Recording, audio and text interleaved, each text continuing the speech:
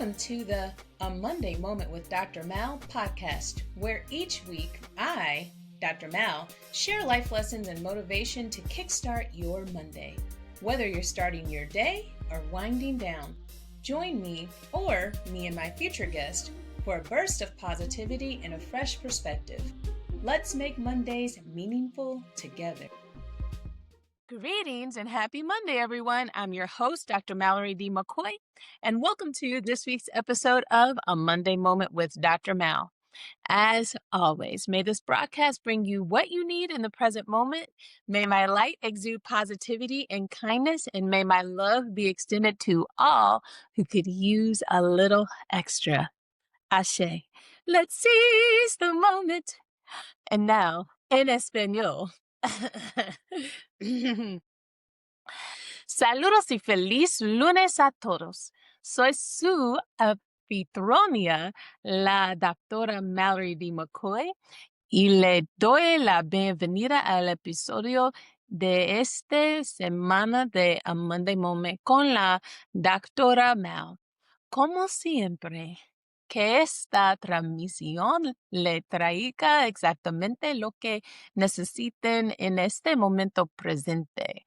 Que mi luz irradie positividad y bondad y que mi amor se extienda a todos los que necesiten un poco más. Ashe. Aprovechemos este momento. How did I do? Oh, I'm still practicing aprendiendo español, pero hablo un poquito. I'm working on it. I am going to skim past my gratitude section because earlier this week, my Wisdom Wednesday was about gratitude and what I was grateful for. I'm grateful every day, and I'm thankful in this moment to be so close to a huge transition in my life. I'm traveling from St. Louis and I will be in Mexico in a few days. So I'm really excited about that. This week's episode is a special one to me. It's called Operation Freedom, my transition to Mexico. In this episode, I'm pulling back the curtain and letting you into what's been one of the most transformative, spirit-led seasons of my life. I'm going to share how I've been preparing to move, not just logistically, but spiritually. I'll talk about how I've used Astro-Cartography to align this next chapter, how I followed Spirit's direction every step of the way, and what it truly means to step into freedom on your own terms. So let's get into it. Now, you know I love me a good definition, and I'm team hashtag facts over feelings. So let's get into it. Did you know that freedom isn't about where you go or even the space that you inhabit, but it's more about what you release? Even before I started packing a single suitcase or making any move, I had to start unpacking something else and releasing something else. And it was my mindset. The first step in my transition to Mexico wasn't about travel arrangements or paperwork. It was about belief and belief in myself. I had to believe that I could do it, that I could move my life, my son's life, and my purpose into a new season, one that didn't look like anything that I'd ever known before. And I will tell you that in deepening my relationship with Spirit, what came to me through a podcast, and I've talked about this before, and I even have a tool that I released to help people through the same exercise that I went through. It was starting a gratitude practice. But the gratitude practice didn't start externally. The gratitude practice had to start within. So it had to start with me.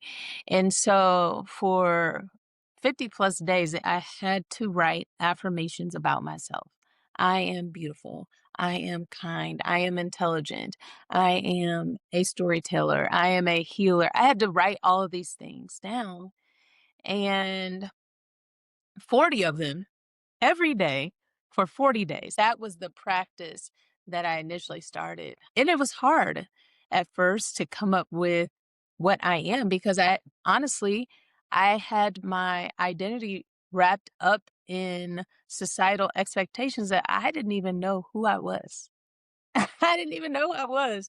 I know that can come off very confident, and I am very confident externally, but internally, I was struggling with understanding who I was because I just had this idea that I was going to be whatever other people needed me to be.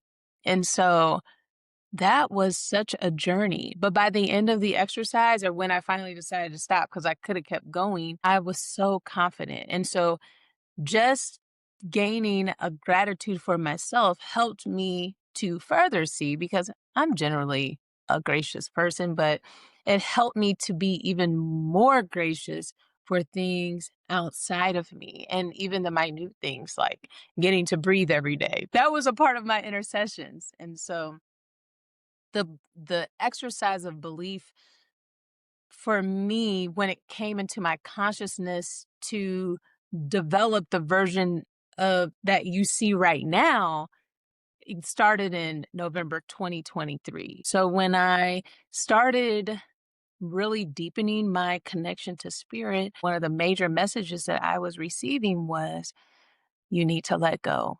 And at the time, I was simply unsure of what that meant. Did it mean that I need to let something physical go? Did I need to let my relationship go? I didn't know what I needed to let go. I had no idea. But I have always been fascinated by people and how they live all over the world. And so me choosing to transition to another country doesn't seem outlandish. I remember in eighth grade taking one of those career aptitude tests, and they're supposed to tell you like what profession you would be best in. And the profession that came up for me was anthropology, which is the study of people. And at the time, I didn't know what it was, but once I learned what it was and I understood that it involved a lot of science, then I wasn't so interested in it. But now I'm highly interested in science. And so it's wild. I remember looking it up in the encyclopedia. So to tell you how tell you how seasoned I am, I'm auntie. I looked it up in encyclopedia, and I remember thinking, that is me. I love culture. I love understanding people, but I don't love the science of it. Fast forward to 2020, during a time when our whole entire worlds were being redefined. I had joined a Facebook group called Black Expats All Over the World. This was my first glimpse into what global living could look like. Seeing Black people, because representation is important, thriving abroad, raising their kids in peace, building businesses, reading their anecdotes and their stories certainly shifted something in me. But my actual preparation started at the beginning of 2025.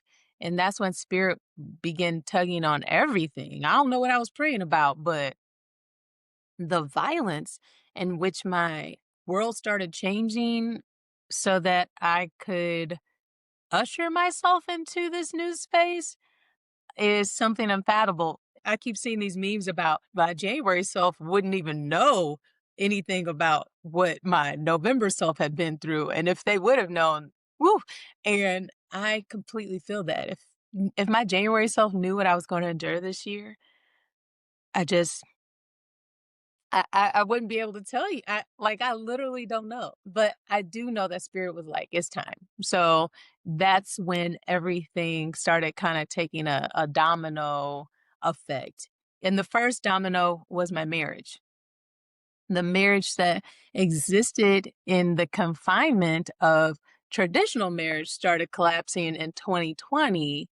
And honestly, if I reflect, it was probably before that, but it started taking physical collapsing form in 2020. I love my partner, but we don't align with the traditional marriage structure. And we tried to fit ourselves into that traditional marriage structure and tried to make that work, but it didn't work. So by late 2024, it really started sliding downhill for us. And it was hard to accept the truth of it because in situations like that, it feels like defeat. But really, who was defeated if you try something and it didn't work. Nobody's defeated. You're doing exactly what you're supposed to do. But still, my human self had to grieve and process. And I did a lot of grieving and processing over those years. My grieving muscle is built for that because I know how to alchemize it now instead of holding on to it. And so once I started finally accepting the truth of things, things began to move on their own. And it was pretty violent, if I can say so myself. Not physically violent, but just situationally violent. Ultimately, I stopped trying to hold things together and I started surrendering. And that was the biggest, biggest lesson of surrender that I've ever had in my whole entire life. So, fast forward to maybe July when we started to prepare to sell our home, the one that we shared for 9 years, I realized how much I had already emotionally moved on. And it was wild because once I made up my mind, everything just started aligning. Doors opened, energy shifted, and spirit said, "Girl, you got this." And so I started listening. And then, yeah, things started moving to where I needed to go. Literally, every step has been ordered in this new space of my life. I haven't made any decision on my own, and all praises to the Most High. Then came my second domino, my son. So while this is happening, my son started having a really hard time going to school. And he's always been sensitive to energy. And so being in a traditional school setting every day was just weighing on him. While his teachers were absolutely phenomenal, shout out to Ms. Langford, we love her till the end of time. I could feel how much it took out of him just to get up and go because I was the one that was having to get him up to go to school every day. And when he came home, he'd literally have to decompress for 2 hours. Like, I couldn't talk, I couldn't be on the phone. He had to be in silence. It just took him that long to to center himself. And so once I started feeling like I was killing him, sending him to school every day, that sounds dramatic, but it felt like that. I was like, I am killing my son's spirit by sending him to school every day. That's when everything started to align for him too. And the entire journey, again, has been spirit led. I didn't make one move without getting quiet first. Every decision from selling a house to what city to choose to what date to leave was made through prayer, intuition, and confirmation that I was receiving because I have unshakable faith. And of course, I cross checked everything with my astrocartography map. And if you're not familiar with astrocartography, astrocartography is locational astrology. It's a tool that shows how planetary energies align with different places on Earth. Basically, it tells you what parts of yourself will be accentuated depending on where you live or travel. So when I study my map, Mexico lights up for me. And Merida specifically lit up for me because when I researched Merida, it's a safe place, it's family friendly, it's rooted in culture. The people are very friendly and kind, per anecdotes, and it has lots of history there. And that matches my soul's next assignment. It's also important to me, and it's also important to note in this moment that Merida is not a touristy place. It is growing in population, but you have to know the language. You have to know the people. You have to be a part of the culture. I didn't want to go somewhere where American culture is duplicated because I really don't like American culture in the sense that it's a work till you die sort of situation and everything's so fast. I desire a slower life. I desire a softer life. And so that was important to me. And also, fun fact, I took 8 years of Spanish when I was in uh, high school and college, and I could have minored in Spanish had I had the funds to study abroad. I didn't have the funds to study abroad, and so I was only able to get 6 credits instead of 9 credits. But I believe for me, immersion, putting myself in a space where I have to know the language, in order to be able to function is very, very important. And so I've actually been learning Spanish again. And those of you that want to join me, you can join me on my Duolingo.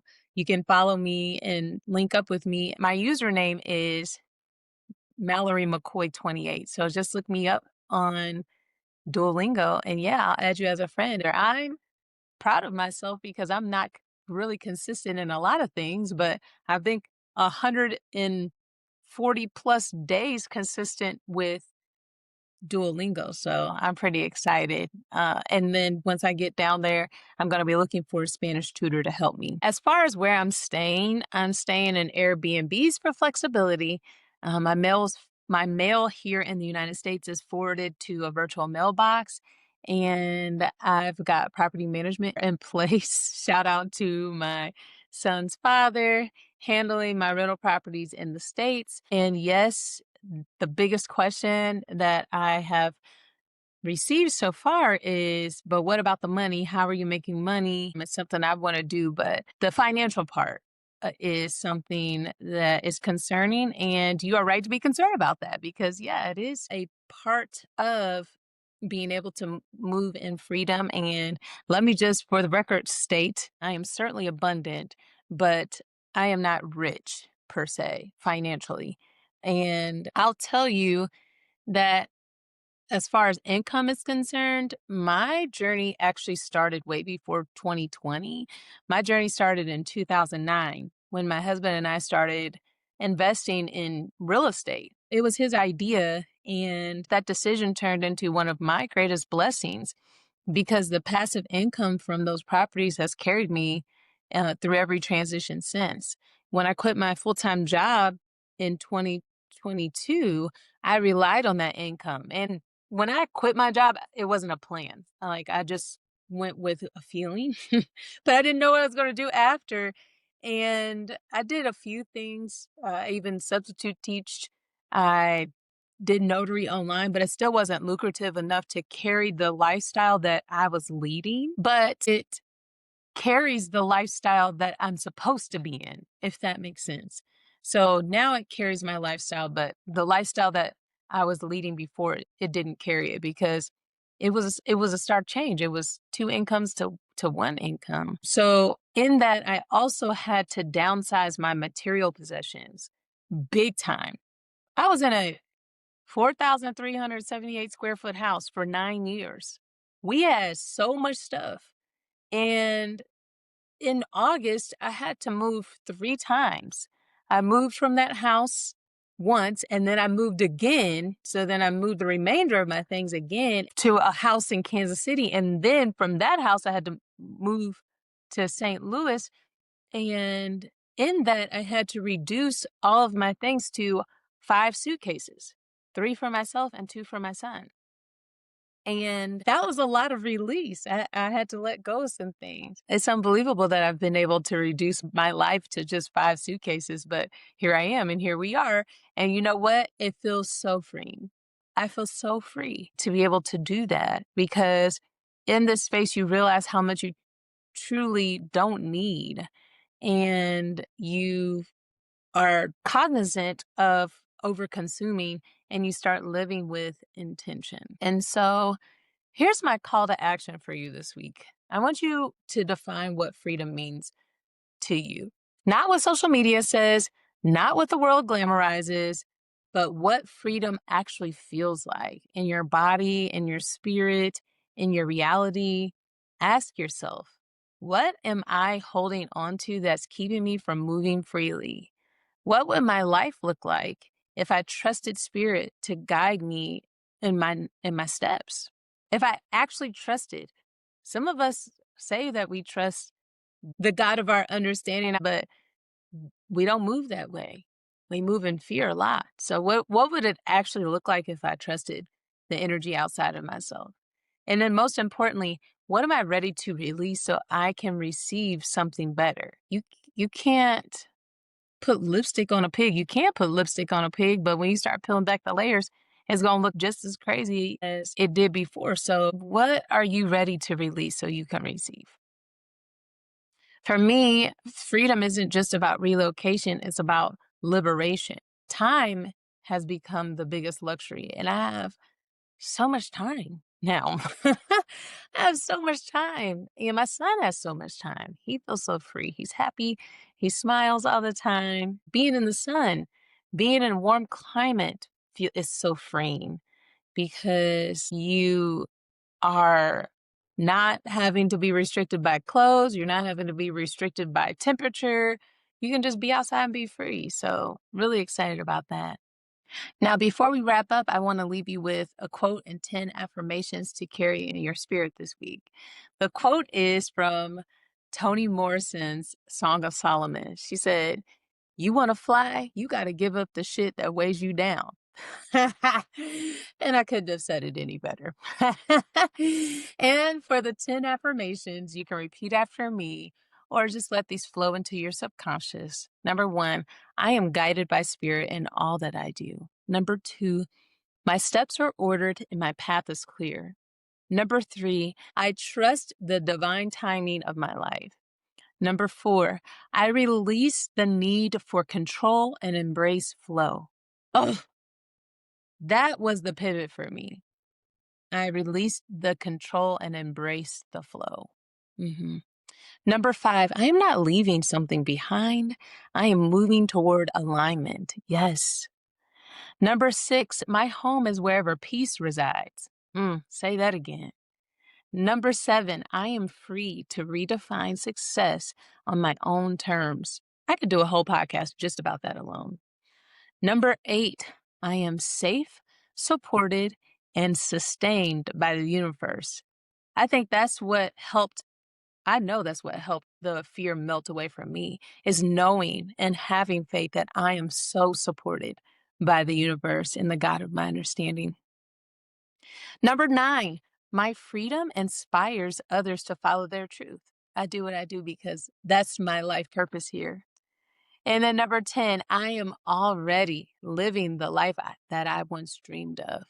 I'm currently in this life right now, but God promised me it's going to get better. So I'm ready for it. Family, thank you for sharing this moment with me. Operation Freedom isn't just about moving to Mexico. It's about answering Spirit's call to live boldly, intentionally, and without apology.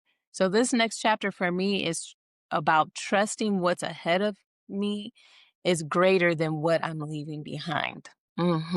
So may freedom find you, and may you have the courage to receive it.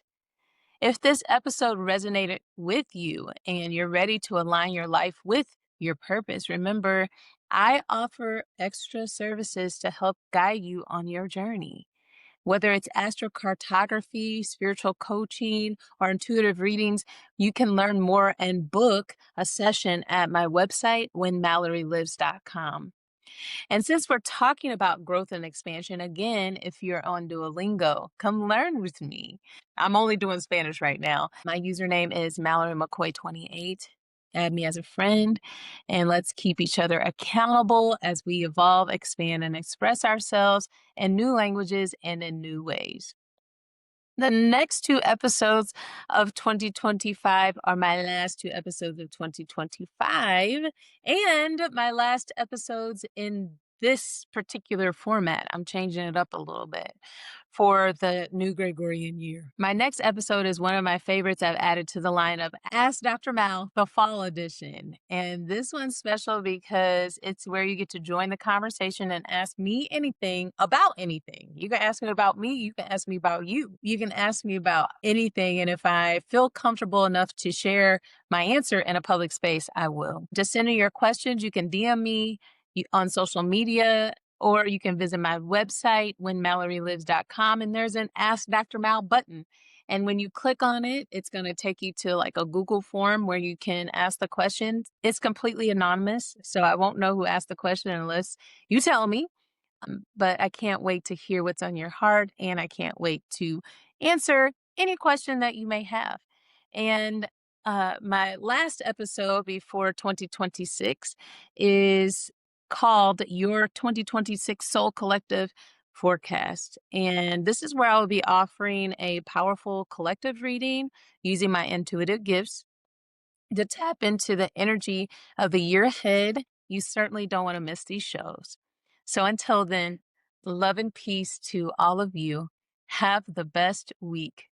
Thank you for tuning in for a Monday Moment with Dr. Mal, now proudly a part of the Alive Podcast Network. You can find this show on the Live Podcast Network website and app, and you can find this podcast streaming across your favorite podcast streaming platforms. If you love to have the visual, you can tune into my YouTube channel, When Mallory Lives, to see this show and catch up on all my shows from the beginning.